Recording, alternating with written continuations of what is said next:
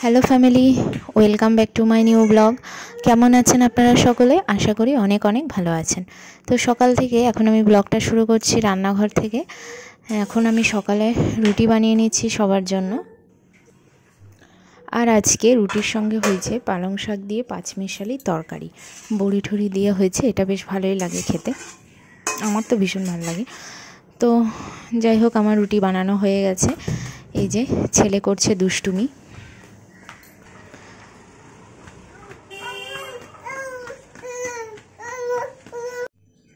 আর মা নিয়ে নিয়েছে সবজি, এখানে সমস্ত সবজি নিয়ে নিয়েছে শীতকালে একটা ভালো, মানে অনেক রকম সবজি পাওয়া যায়। গরমকালে তো শুধু পটল আর ভেন্ডি ব্যাস। তো যাই হোক, এত কিছু সবজি নিয়েছে। আর পুঁই মিটুলি, এটা আমার ভীষণ ভালো লাগে খেতে, সেই জন্য নেওয়া।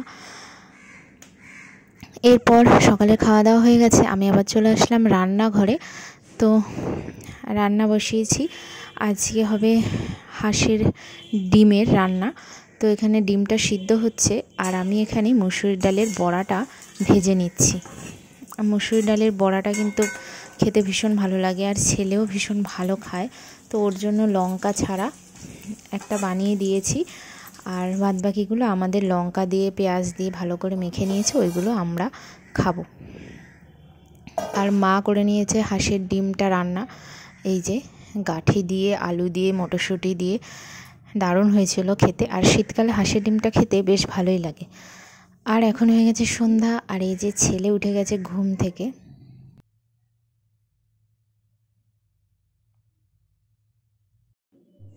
আর আমি সন্ধ্যাবেলা চা করে নিয়েছি মায়ের জন্য, মা দুধ চায় খায়।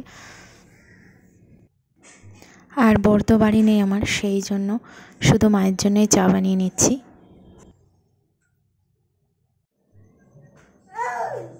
কি খাচ্ছ? কি খাচ্ছ?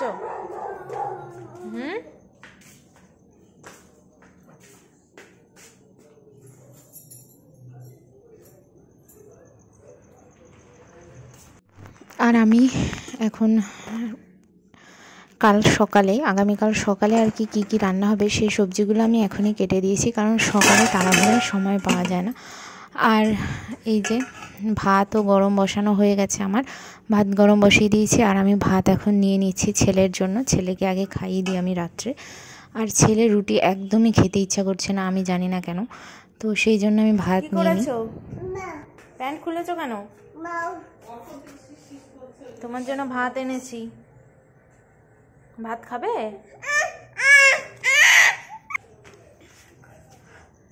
ওর জন্য আমি জল ফোটাই, কিন্তু ওর নিজের জল খেতে ভালো লাগে না, ও আমাদের জলটাই খেতে বেশি পছন্দ করে। তো আজকের ভিডিওটা এই পর্যন্তই,